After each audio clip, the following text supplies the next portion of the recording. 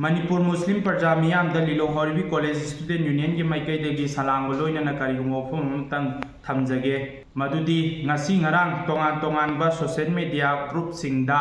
Lilong Haoreibi College ki Student Union singki mingchat thinaba amadi college asibu mingchat thiba yaba mawongda poster khara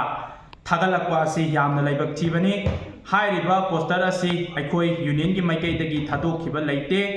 Haikhre Lilong Haoreibi College ki freshers meet yamne chamba mawongda taunanabadi aikoi union sing khanabadi lai tabu Hairiba magic yauduna aikoi tongan ba mawongda tawbani haibagi wafamdi laite mase aranba pauni lairiba Manipur ki miyamna thajabigano amsung Manipur ki situation amadi aikoi muslim singi yamna ningni lauraba tanja sida aikoi asumba mawongda tawbani haibagi karigumba amafu laite loina na aikoi hauji yamna maru oina wafhabot ki matangda tawribasi aikoi student union na support tawduna sulai tawsu tawkhigani hairibo wafhabot asi ek asi handoktri phawbosu aikoi tongan ba changsilakpo khongjang singdasu aikoi yaujagani haini student union ki maikaidagi Manipur miyamda salango loina na appeal asi tawjari